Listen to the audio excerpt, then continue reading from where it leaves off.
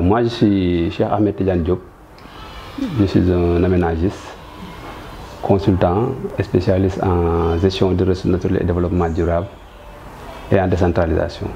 Vous savez, hein, le pastoralisme, l'élevage, de manière générale, fait partie des secteurs qui sont les plus laissés en rade par rapport à l'accès aux fonciers.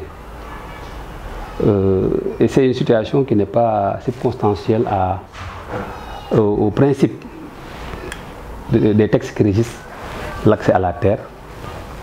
Je veux nommer la loi sur le domaine national, mais c'est beaucoup plus lié à la nature même de l'activité, le pastoralisme, qui malheureusement n'est pas considéré comme un mode de mise en valeur. Alors que ceux qui doivent en tout cas accéder, ceux qui ont la possibilité de pouvoir demander une délibération aux collectivités territoriales, doivent être en mesure de mettre en valeur cette terre-là. Malheureusement, maintenant, le pastoralisme n'est pas considéré comme une forme de mise en valeur. Donc vous verrez que voilà une communauté qui est lésée et qui est discriminée par rapport à cet élément fondamental qui se trouve être l'accès à la terre, je crois. Les pasteurs, les éleveurs, au moment de leur pérégrination, de leur déplacement, quittent les zones sylvopastorales où il n'y a pas beaucoup de contraintes de cohabitation avec d'autres activités, mais pour peu qu'ils veuillent en tout cas aller vers le bassin arachidier, bien vers la Gambie, ils traversent d'autres faciès en termes de zones écogéographiques. Et là, effectivement, vous verrez que des difficultés énormes subsistent.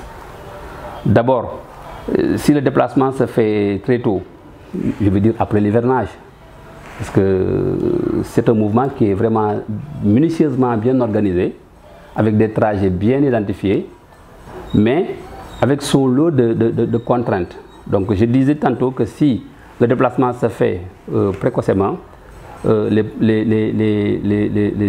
agriculteurs, par exemple de la zone du bassin arachidier, n'ont pas encore libéré les champs.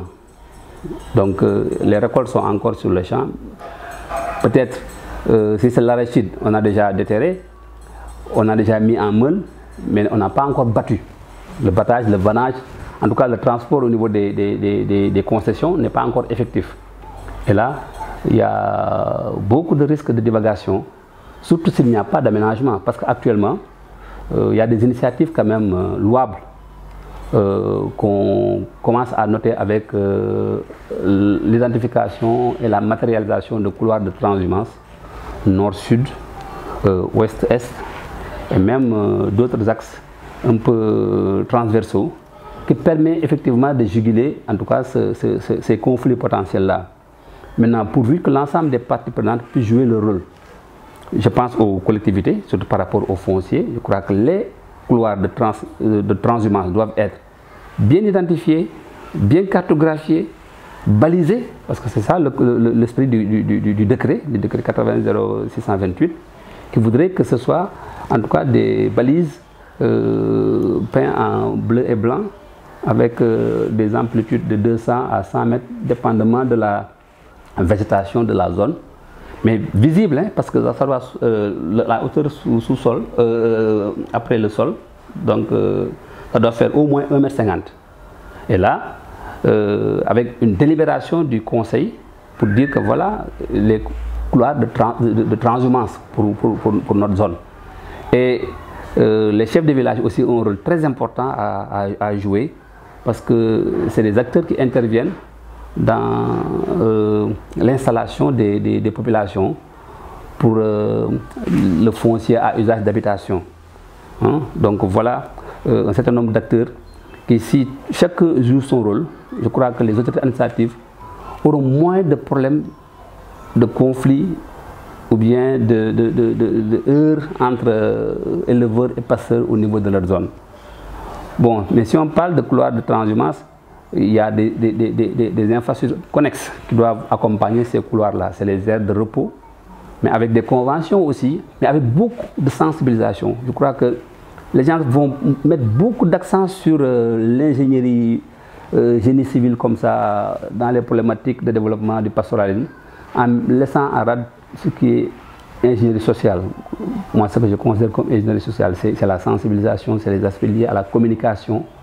Parce que les éleveurs aussi, c'est des gens qui sont très réfléchis, qui n'ont pas intérêt à être en éternel conflit avec les populations qu'ils trouvent dans les zones d'accueil.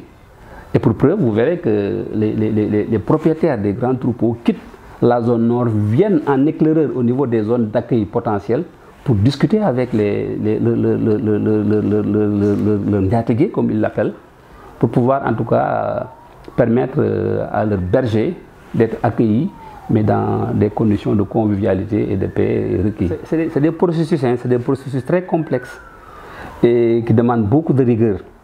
Donc si en amont, le travail est bien fait en termes d'information, en termes de négociation sur des accords, en termes de négociation sur les concessions à faire, maintenant il faudrait que les collectivités jouent aussi leur partition en faisant des délibérations pour consacrer tel couloir comme couloir de transhumance au niveau de leur collectivité, mais il faudrait aussi que l'autorité administrative puisse approuver en tout cas ces actes.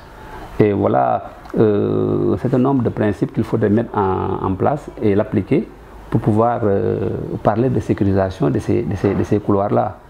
Et quand bien même la rigueur nous impose d'épuiser en tout cas l'ensemble de ces procédures, il va falloir, comme je l'ai dit tantôt, faire jouer aussi l'ingénierie sociale à travers la sensibilisation, à travers les plaidoyers, à travers la communication, pour que maintenant ce qui n'est plus uniquement convention locale ou bien accord tacite devient obligation opposable à toutes les parties. Je crois que ça, c'est quelque chose qui doit se construire, mais avec l'implication de, comme je l'ai dit, toutes les parties prenantes. Donc on vous dit qu'au niveau de tout le Sénégal, les gens avaient ouvert des couloirs de transhumance. Maintenant, comme vous l'avez certainement vu, la pression agricole, la pression arachidière fait que, en tout cas, l'espace pastoral subit en tout cas une agression telle que c'est des espaces qui se réduisent de jour en jour. L'habitat, avec l'installation d'autres usages sur le foncier, en tout cas, qui devait être dédié au pastoralisme. Donc, en termes de sécurisation, il faudrait qu'on puisse allier en tout cas beaucoup de stratégies. Les textes à l'état actuel méritent des toilettages. La loi sur le domaine national date des années 60. Le code pastoral veut amener des améliorations, mais le code n'est pas encore adopté.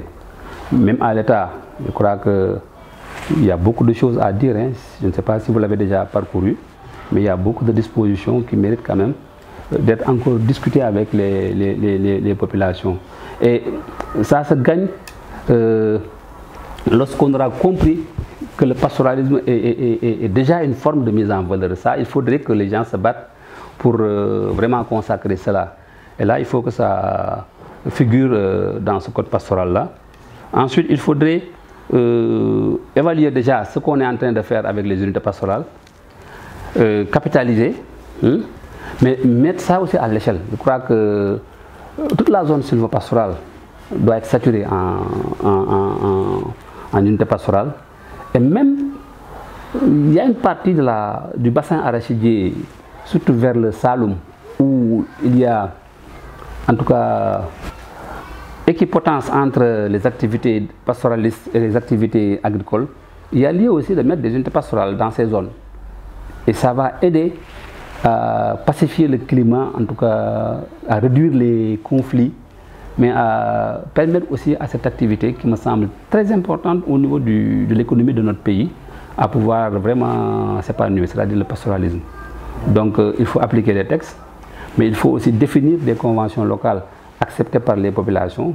Ça, ce n'est pas des textes juridiques, mais c'est des accords tacites locaux qui, quelquefois, sont beaucoup plus souples et peuvent passer beaucoup plus facilement, mais en l'accompagnant aussi avec, comme je l'ai dit tantôt, cette communication. Je crois que ça, c'est l'aspect soft qui me semble important pour pouvoir aider à faire bouger les